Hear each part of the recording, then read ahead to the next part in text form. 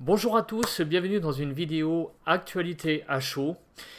Pourquoi cette vidéo? Eh bien, depuis hier, il y a des articles qui circulent en assez grand nombre en fait sur le net où on parle d'un cyclone qui risque d'arriver donc en Europe et en particulier notamment sur la France.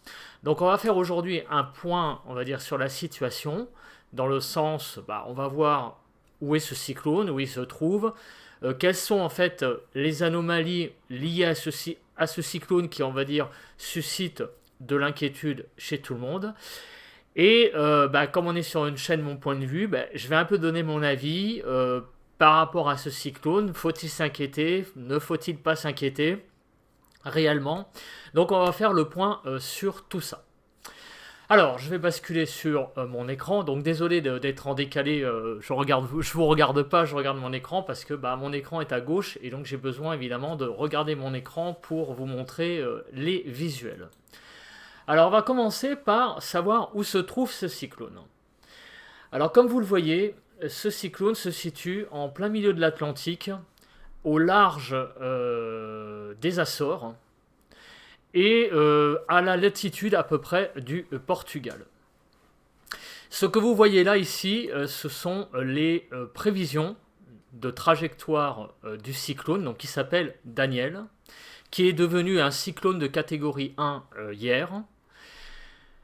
Donc il sera à peu près, selon une prévision, le 6 septembre ici, le 7 septembre ici. Alors attention, hein, ce sont des trajectoires moyennes. C'est pas une trajectoire sûre. Vous voyez, il y a une très très grosse, on va dire une incertitude sur la trajectoire de ce cyclone.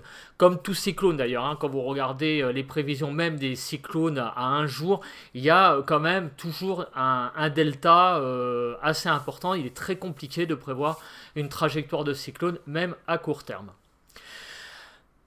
Donc pour le moment, il est relativement loin, mais par contre, ce qui est anormal, ça c'est la première anomalie, la première grosse information, c'est que le cyclone est très au nord par rapport à d'habitude. D'habitude, les cyclones se forment bien au sud. D'ailleurs, on en voit ici des dépressions tropicales. On en voit une là, ici. En général, les cyclones se forment vraiment beaucoup plus au sud. Et en général, ils remontent. C'est pour ça que souvent, les Antilles françaises, toute cette zone-là et la Floride est atteinte par des cyclones parce qu'en général, ils remontent comme ça et ils rebasculent et ils reprennent la trajectoire vers la France où en général, ils s'atténuent. Là, ce qui est très rare, c'est que ce cyclone, qui est déjà quand même une belle bête, s'est formé très très au nord dans l'Atlantique. Alors pourquoi il s'est formé très au nord dans l'Atlantique? Eh bien tout simplement parce que cette année, il y a eu un événement qui s'est passé, vous l'avez tous vécu, c'est qu'il y a eu un été anormalement chaud. Anormalement chaud, donc ça veut dire que la température de l'océan Atlantique est anormalement élevée par rapport à d'habitude et donc ça provoque la formation de cyclones qui ne se produisent pas d'habitude. Alors il y a j'allais dire quelque chose qui est un petit peu paradoxal, c'est que, vous voyez, le cyclone s'appelle Daniel. Vous sachez que comment on donne des noms aux cyclones? Eh bien il y a déjà un ordre alphabétique qui est donné, A, B, C, D, E, F, G, H, I, J, K, L, etc. Et cette liste est déjà faite en avance. Et donc, qu'est-ce que ça veut dire? Ça veut dire que comme on en est à la lettre D, c'est le 4e système dépressionnaire avec une formation de cyclone DR qui s'est formé donc cette année en 2022. Et donc paradoxalement, ça veut dire qu'il n'y en a pas eu beaucoup. D'habitude, on est beaucoup plus loin dans l'alphabet.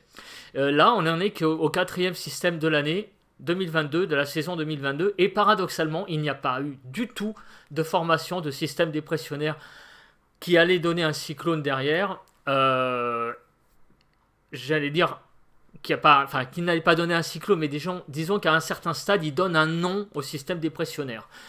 Donc là, on n'en est qu'au 4e, et c'est vraiment très peu. Donc c'est vraiment aussi quelque chose qui est paradoxal. Mais en tout cas, la principale information, c'est ça, c'est que le cyclone est très très au nord. Donc là, vous voyez pour l'instant juste des prévisions à quelques jours. Il est évalué, selon des articles, que le système, s'il arrive au niveau de la France, il arrivera aux environs du 11-12 septembre. C'est-à-dire en gros le week-end prochain et début de la semaine d'après. Alors, on va regarder un petit slide intéressant, c'est ce que je vous disais, c'est regarder où est ce cyclone. C'est la première fois qu'il y a eu un cyclone, c'est la première fois qu'il y a un cyclone qui est aussi au nord. Il y en a déjà eu un, là vous voyez un point, à 40 degrés nord, mais c'est vraiment très très très rare. La majorité sont beaucoup plus au sud.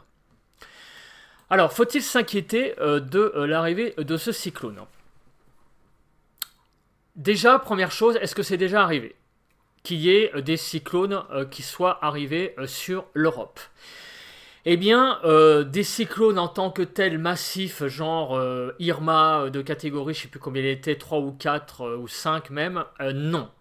Par contre, il est arrivé qu'on ait des cyclones qui soient certes des cyclones atténués, mais qui restent quand même des choses quand même relativement balèzes. Donc c'est arrivé, eh bien oui, en 2018, sur le Portugal, il y a eu l'ouragan Leslie qui est arrivé.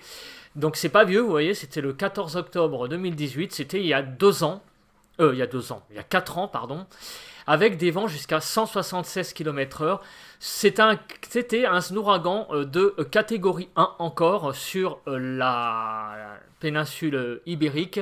Il a balayé aussi également l'Espagne.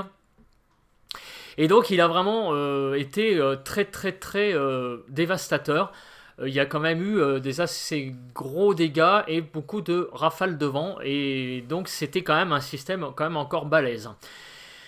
C'était aussi arrivé avant, en 2005, en octobre aussi, donc 2005, il y a 17 ans, donc l'ouragan Leslie, qui a été le deuxième, et avant il y a eu Vince, le 11 octobre 2005, qui a frappé également la péninsule ibérique. Donc dire que c'est jamais arrivé, c'est faux. C'est déjà arrivé que dans le temps, il y ait eu un cyclone qui donc frappe l'Europe, mais tout de même un peu plus au sud. Alors est-ce que ce système, j'allais dire, peut frapper la France ? Eh bien, malheureusement, j'ai envie de vous dire oui. J'ai envie de vous dire oui, ça peut très bien arriver, puisque c'est arrivé sur l'Espagne et le Portugal. En plus, ce cyclone est quand même un peu plus au nord. En plus, cette année est très particulière, puisqu'il a fait plus chaud, donc l'océan Atlantique est encore très chaud au large de la Bretagne, du golfe de Gascogne. Donc vous savez tous qu'un cyclone s'alimente d'humidité et en particulier aussi de chaleur. Donc compte tenu de ces situations, le cyclone, s'il suit encore la trajectoire vers la France, peut être encore un petit peu alimenté au large de la France et peut encore donc être relativement costaud. Alors, est-ce qu'il atteindra, après on ne sait pas ce qu'il va atteindre comme seuil. Il va peut-être rester catégorie 1, peut-être il va encore atteindre la catégorie 2, c'est très difficile parce qu'à ces latitudes, il faut quand même un océan Atlantique très chaud. C'est moins le cas que s'il était plus au sud. Donc il va peut-être rester stagné dans cette catégorie-là. Il va falloir suivre ça très attentivement. Mais en tout cas, ce système dépressionnaire, s'il atteint la France, peut engendrer de toute façon, même avec des rafales de 120-130 km/h. Je vous rappelle quand même qu'un cyclone, ça peut avoir des rafales largement au-dessus de 200 km/h, voire 250. Même si on a des choses de l'ordre de 120-130 km/h, il faut quand même savoir qu'en France, il n'a pas été prévu, de construction qui résiste à des très grosses... rafales de vent, dans le sens où en fait en France on n'est pas comme aux Antilles ou dans d'autres endroits, il n'y a pas eu une prévention aussi élevée. Alors je dis pas que dans les Antilles c'est le cas aussi, mais en France il n'y en a pas du tout. Donc en fait en gros si on se prend un cyclone on va se le prendre de plein fouet, donc ça c'est clair. Donc ce qui est quand même rassurant, donc je vais quand même rester là-dessus, c'est que pour le moment la trajectoire est de toute façon très incertaine. il faut quand même rester aussi sur une note positive, hein, parce qu'il ne s'agit pas non plus de faire du catastrophisme. Donc oui, ça peut arriver. Oui, ce cyclone, même de catégorie 1, fera certainement des dégâts, ça c'est clair.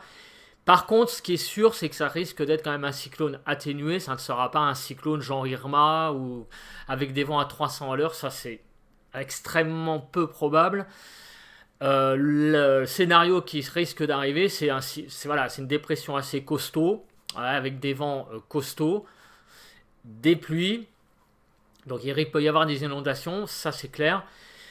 Mais le point qui est très positif, il y en a deux. En fait, le premier, c'est que pour le moment, on ne connaît pas la trajectoire exacte. Donc, ça ne sert à rien de faire du catastrophisme.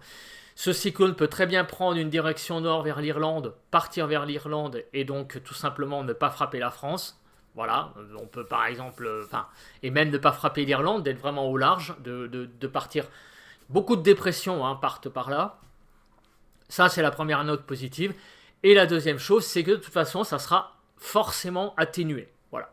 Donc on parle de cyclone, d'ouragan, donc tout de suite ça fait peur parce que ça fait forcément des titres dans les journaux, mais attention, dans les cyclones il y a aussi une échelle, hein. Il y a des cyclones de catégorie 1, 2, 3, 4, 5 qui ne sont pas du tout les mêmes, c'est comme les tornades, il y a des tornades de catégorie 1, 2, 3, 4, 5, et voilà, il faut quand même relativiser les choses. Toutefois, en conclusion, il faut quand même dire que c'est un événement qui est quand même assez rare et qui mérite d'être quand même mentionné parce que c'est vrai que un cyclone qui circule à cet endroit-là sur l'Atlantique, c'est vrai que c'est pas arrivé. C'est en gros peut-être la deuxième fois que ça arrive depuis 1950, donc c'est un événement suffisamment important, je pense, pour être mentionné dans les médias et donc aussi pour que moi-même j'en fasse une vidéo. Bah écoutez, merci de m'avoir écouté, j'espère que ce sujet vous a plu et on se retrouve pour une prochaine vidéo, actualité à chaud, actualité à froid. Bye bye à tous.